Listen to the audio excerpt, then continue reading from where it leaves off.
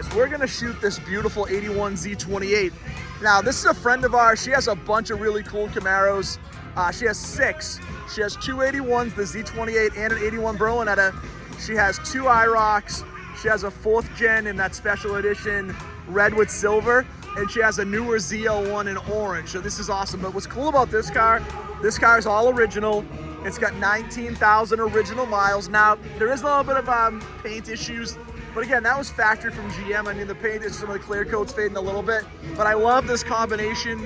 And she kind of educated me. She told me, you know, on these 81s, there was only one difference from 80 to 81, and it did not have this pocket inside that they would have for most of these in the console, because this is where they put the computer for the first year. This is a 350 Rochester 600 4-barrel. I also didn't realize, and again, shame on me, I hadn't thought about it in a long time, these wheels would be the same ones that would continue on later on with the Monties in like 86 with the Monty SS's. So this is kind of the precursor to that wheel. And I love this color combination, the black with the orange and red with the red interior. Such a cool car, and again, with T-tops is great. So you don't see these ones all that often. And this is a beautiful version. Again, 19,000 original miles. Check it out, clean this interior is. Super sharp. And then kind of just the originality under the hood. This is what they look like under the hood. They weren't very sexy, but it was a cool car. And again, I love the style on this one. All right, guys, we get this very cool 55, kind of an old school hot rod, almost a gasser style build. Like, it looks like the old school, like, you know, cherry bomb mufflers, rally wheels with the white wall, you know, the white walls on it. Love this body style. My wife was just looking at, she's up here with me today. Love the interior, the black and white, kind of that checkerboard, tuck and roll style interior. You got an old school tack, 4-speed manual, so that's different. Under the hood's a very small V8, so I'm not sure if it's like the 283 or the 327, but I love the style on the car. And again, super period correct. You know, again, I love that look on that front end, that kind of that gasser look. Very, very cool. I don't think we've seen this one before, so this is a kind of a very cool car. All right, guys, we have this beautiful C3 Corvette. Now, we've seen a lot of C3 Corvettes make a comeback. This is a resto-modded version. I like this. I like the American racing wheels. I love the paint on this. Up close, these flames look great. You know, they really do with it, and it's very subtle because with the black or, you know, charcoal gray and like silver looks great together. They've carried over the top of the car. Very clean under the hood. A lot of chrome dress up in here, but it looks really nice. They've done a nice job of really kind of making this still original but resto-modded. Again, I really like these wheels on the Corvette. And you can see the paint goes all the way through, the flames go all the way to the back. We've got kind of, you know, the aftermarket wooden steering wheel. We still have the Corvette center cap. This has a lot of the wood trim that went through. This was really popular in the 80s and 90s to add some of this wood trim. You'd see it on the C4 Corvettes as well. But again, I like this body style, and I just kind of, this one's pretty unique with the paint, and it's a sharp paint job on the car. It looks really nice. We're gonna shoot this beautiful mid-60s Chevelle right here. I love this paint on it, the red. I'm not usually a red fan, but with the, I may have shot this one before because I like the offset, so the big and little, so the, you know, the Cragar SS's in the front and back with the wider SS's in the back. We got the dual quad set up on here, the big motor. This thing looks great. Just really, you know, today's a beautiful day. We're super lucky. It's like 70, 78 degrees. It's perfectly sunny. This is just a beautiful car, and I love the paint on it. Just very sharp. I definitely shot this. I shot this at the show. I forget what, I definitely shot this at a show because I remember the back window on it with the flag. But this is super nice. All right, guys, I'm gonna shoot this because you know, I was just talking to one of my buddies here that we both grew up in Hyde Park. He's got a few years on me, but we were kind of reminiscing. Everybody in Boston, in Hyde Park at least, this was their first car. Like everybody's first car, right? Yeah, so we all had these as our first car. Mine was a 78. So the first year of this body style. This is an 87. Yep, so 87. You can tell because they rounded the front end a little bit as it got a little later in this version of this car. This would have been a 307 still, a 305? 305, so this was after they did the hearse olds. So the last year of the 307s was the hearse olds. But the 442, I've talked about this before, is crazy undervalued. You pay like a third of what you pay for the hearse olds. And you get a lot of the same performance. The very cool wheels that Oldsmobile had. You get the small V8. You get the same automatic transmission. You had the option to get the T-tops. You get the really cool interior. You just don't get the lightning rod shifter, which is real. Don't get me wrong. That's like the coolest feature of the hearse olds. But I think these are like criminally underrated. This is a cool looking car. Like, again, someone my age in your early 50s, this is pure nostalgia because this is what we grew up with. Like, this was everybody's first car. It was the best selling car in America, and it was for a reason because it was comfortable. Even though it was a two-door, you could do a ton with it, and it was very, very cool, and I like this one very much. We're gonna shoot this. It's a 1959 Chevy Biscayne. This was actually made to honor the survivors or the victims of the Station nightclub fire that was at the Great White Concert in Providence back in 2003. So this is a really cool tribute. You can see we have all the names here. So these are all, you know, again, you always are picturing when someone does something like that. And this is a really nice version. I mean, this is very well done. It's a cool car anyway. So Paul, I believe, obviously is the owner. I see the name on here. Thank you for doing this. But this is just a cool car as is. But then to have that same thing as a tribute for the folks that passed away in that fire is really nice. So I just wanted to share this because it's a really cool car and it's got a great story and a great purpose. So well done. Mustang. This is one of the what they call the four-ride Foxes. Everyone remembers in the 80s you had two options. You had a four-cylinder, you had the 5.0. But in the early 80s, you had an option of a 3.8 six-cylinder motor that was actually very popular, and it was in the LX model. There was also like a luxury model earlier in that would also have that same motor. But these were more designed to be, you know, a little better performance in the later four cylinders. The four cylinders were not really designed for fuel economy. This was designed to give you decent performance, but also better gas mileage. So these LXs, while not super uncommon, you don't see them a ton. The six cylinders have kind of gotten lost in the wayside, but the interior was basically the same. The exterior was very similar. You had the wire wheels, which were a factory option on these cars. You know, obviously the luggage rack, this is a convertible. So this would have been a cool version of somebody wanting to get a Mustang, that body style back then, but not wanting the 5.0 for the, you know, the lack of gas mileage, or the reality is also the higher cost of insurance. It was a younger owner, which was very common. So these are pretty neat. And like I said, you don't see a lot of 3.8 Fox bodies. So this is one I wanted to share with you because, again, it's just something a little more unique. You know my love of wagons. If I get a chance to shoot a cool old wagon, I will. This is a Bonneville Safari wagon. This thing is super cool. They have like kind of the old luggage and the old picnic setup in the back. This is super nice. I love the color on it, kind of that dual color combo with that, you know, that pewter gray with the white. Like the interior. Again, this was, what's so fun about these is back in the day, this was literally just transportation for a family, right? You have bought this, maybe you had a little small trailer. You could take the kids in the car. You had a little V8 in the car. It was super fun. But this is a great version of this car, right? This car has a good style. Again, it was really pretty, you know, Pontiac in these years, I thought just had some of the best looking cars that were out there. That grille was so iconic and it would kind of carry over with everything. This is just a super nice version. You can see under the hood, we've got the small V8, very original, super clean. So just a really nice looking car that you would have had as a family hauler back in, you know, the 1960s. All right, I'm gonna shoot this beautiful C1 Corvette.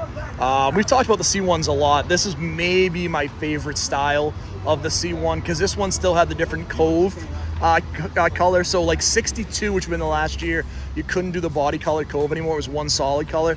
But this has the more updated rear end with the body color cove, and then red and white is the most iconic version of this car. When you think of this car, this is the color combination you think of. Like, this was it back in the day, and this is a beautiful version of it. I love the interior. You know, you look at the rear end, everything here is very pretty. This is just a great looking car.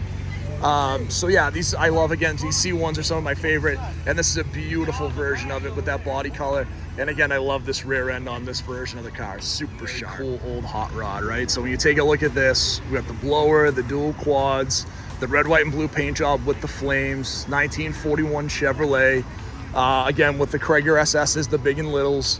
What a cool setup for this car. Like, this is exactly the setup I would want if I was building an old hot rod like this. And I love the sticker. That's just like the badass edition. We've got like a couple of not racing seats, but racing harnesses. We have a roll bar. We actually do have a drag racing transmission, so this thing is set up to race. That transmission is so cool. You hear me talk all the time about the Hersolds with the, you know, the lightning rod shifters. This is what a version of this actually looks like for a drag racing transmission. You know, obviously GM built one that was designed for the car, for the public. This is a more hardcore version of that. This is what, you know, if you're actually going to race the car. And you can see in here, there's a lot of stuff in here. He has a shut-off switch in the back. So this car, well, it is a very cool show car. It looks like it's actually ready for drag race as well. You have the wheelie bars, you have your shut-off in the back. This is a very cool car right here. So kind of a cool show and go. I like it a lot. All right, guys, so these Meyers Manx are super cool. Like, these are the most desirable of the dune buggies if you're gonna build one. This one's pretty cool. We got a chance to chat with the owner. This is built on a 60s frame. It's a 68 body, so it's like number 1300 out of like 4,000 built. It is one of the original Meyers Manx bodies. This has a 1776 VW air-cooled motor. These are so fun. Like when you look at this, again, I think, you know why these were iconic back then is they were simple to use. People loved having, you know, the ability to go out and just, you know, you could change a motor in this in literally a half an hour or 45 minutes. You could literally drop one of these motors out. Like if we did in the Beatles back in the day, and you could go in and change the motors super easy. The style is cool. You could get in and out. I love this one for a couple of touches. First, the paint is amazing on the car, like great 60s style. You know, you have the, you know, the really cool graphics, which are super popular then. I love the footprint, like gas pedal, which was again pure 60s. This is just a really cool version of this car. But again, this is such a nostalgia piece. These would bring people's back, and people love these versions of the car, and I do too. You know, this fiberglass. There are newer versions out this, but you know, when you think of a dune buggy, Meyers Manx is the iconic version of it, and this is a beautiful version of that blue. And I'm so happy today that the weather's nice because you can see the really cool metallic in this paint. It just pops in the sunshine. So a very cool version of an old dune buggy. All right, guys, I want to shoot this very pretty 1969 Buick GS. Now this one, the owners owned it for 25 years. This one's got a updated 455. That's been punched out to 462, 480 horse, over 600 foot-pounds of torque. You know, these cars from the factory were the torquiest cars that came out in America at the time. This is a very cool version. He put the exhaust cutouts in it so you can adjust the loudness level of it. But I love this style. You don't see the convertibles a ton in these. This one looks great in the red, like the red interior, the black top. Just overall, what's wild on these two to me is factory would have been drum brakes in the back, which, you know, I always look at these cars and I'm always like, how did everyone not just crash and kill themselves in these cars? These cars had a ton of torque with drum brakes. Obviously has upgraded discs in the front, but this would have been a really basic disc system in the front as well. So always wild to me. This one is a turbo 400, just a really cool looking car. And again, a little bit of a sleeper, right? I was thrown off a little bit. I saw the 455 tag here, and I thought it was a 70 or 71, but this was a 69. No, you're good, brother. I thought this was, but it is a 69 that's been modified to have the updated motor. It's a very cool version of it. And again, I like this little tag on the back. Super sharp car. You know, as time has gone along, I've shot more and more of these Porsches at these videos, and I'll shoot this a beautiful, a lot of cool Chevy stuff going out. This beautiful Chevelle, gorgeous Camaro. This little bit of a project, El Camino, which is very cool. I like that they're working on it and driving at the same time. But I'm gonna dive back into the 911s. You know, over the years, I was never a big 911 fan, and this would have been probably an early 90s car, but it does have the whale tail, obviously still air cooled. I really like these wheels a lot on this car. It's very sharp. Aftermarket steering wheel.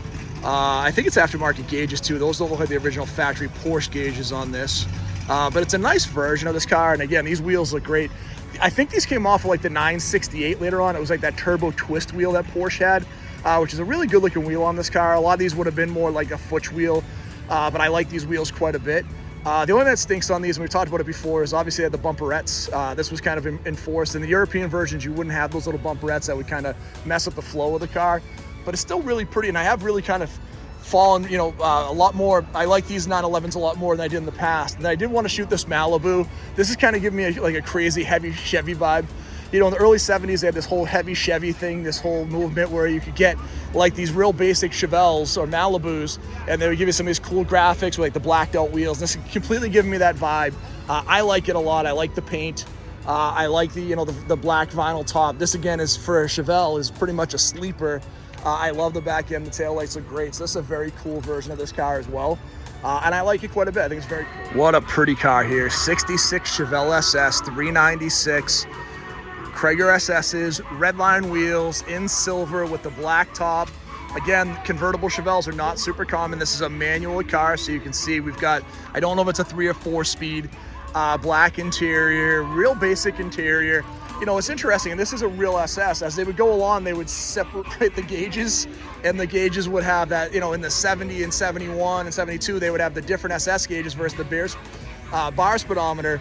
But this looks so sharp. Again, look at this beautiful 396 under the hood, 360 horse. It'll be a 4-barrel, super simple.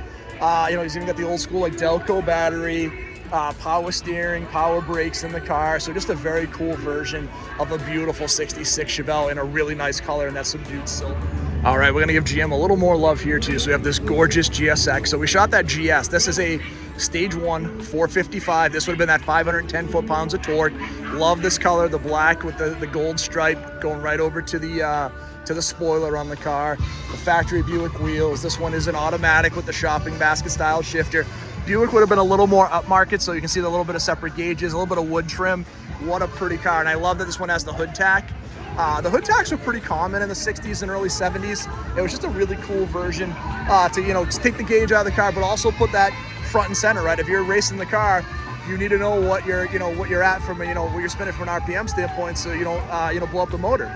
And what a great version of this. But again, I tell everybody, and they're always surprised, the most powerful car that came out in the 60s and 70s was a Buick, and because it had 510 foot-pounds of torque, better than an LS6, better than the big Pontiac motors or Oldsmobile. This was the car. Now we get next to us and we have this gorgeous GTO right here in the white and red. I'm assuming it's a 389 car. Most of these were. I love this body style, and this is probably the most iconic version with the stacked headlights and obviously the that split grille from Pontiac. Just a really great looking version of this car. And again, in the red and white, I think this is the color you think of. When you get into the later like 70s, like 70, 71, you kind of think more of that green. But when I think of this era, I think of either that really light blue or that red and white, which was really iconic for these cars for that time. And I'll see if I can take a look at the interior. This one has the factory Pontiac wheels. This one is an automatic, the Hers shifter. Now that could have been a factory option. This was has the they call it the his and hers shifter too. So that all that would mean is on the his and hers shifter is you could switch down and keep it in automatic mode, or you can bring it down to like first gear and then go up to second and third if you wanted to drag race it. And so this is a very cool version. Still always blown away that none of these cars with all this torque and power had headrests for a long time, but very cool cars, and I like this one very much. Super sharp. All right, guys, we have the Old Colony Model T Club as a 1912 paddy wagon. Like, I don't know if this was a real paddy wagon. I hope it was, because it's a cool story, but look at how cool this is. These old brass era cars are wild, and you can put any body you wanted on them. They were designed to go like ridiculously off-road, but people don't realize these things were so capable with the suspensions they had because the roads were just so bad. Like, you could put this up against any Wrangler or Bronco out there and it's going to go off-road. It ain't going to go very fast, and it might get stuck on a big hill, but man, they were designed to be very, very durable because these things the roads were terrible. This is such a cool version of this, and I love this old 1912 version of this car. So cool. All right, guys, we're gonna make one final walk through here as we head out. We've got some cool Corvettes. We know the owner of this one. This is a 78. Went to high school together a few years apart. We have a beautiful new C8 Corvette. This is still something I want to go with. I think these are gorgeous. This one's great. I like the interior with the white and black. This is super sharp. It's funny, the Corvette guys have been so iffy about these cars with the rear engine or mid-engine. I think it's crazy. I think the car looks amazing. I was at that Cars and Coffee last week at the exotic Cars and Coffee, and there was some C8s there, and you have to be crazy to buy a Ferrari, in my opinion, today. Now, I get the Ferrari is going to be a little more desirable, probably maybe even a little quicker. The interior is a little more luxurious, but to spend $300,000 to $400,000 on a car with this car for $100,000 competes all day. I think it has all the same presence as wild, and this is a 70th anniversary edition. Just a really sharp car. We've got a gorgeous 55 Chevy here. We've got this really cool Challenger TA and that army green that's been really popular. And then I like this old Jeep. These old Jeeps are so neat. So this is gonna wrap us up. So a lot of fun over here today. We had a chance to see some folks that we've got to meet at a bunch of shows. We got a chance to talk to a ton of people, a lot of great people, really cool cars. So, thank you for checking out the video. We should be at another show in Easton tomorrow. We're very much looking forward to that. We'll get the Fox out tomorrow. But this is a great little show. This is the 25th time they've done this show, so it's their 25th anniversary. So we're so happy to share some of the great vehicles they had here. They had a really nice turnout, doing a great job for the seniors, which I love. So thank you, everybody. Please hit that like and subscribe, and we'll see you, a couple of times. We've got 5 shows in the next 3 weeks, so you'll be seeing a lot of us on the channel. Talk to you real soon.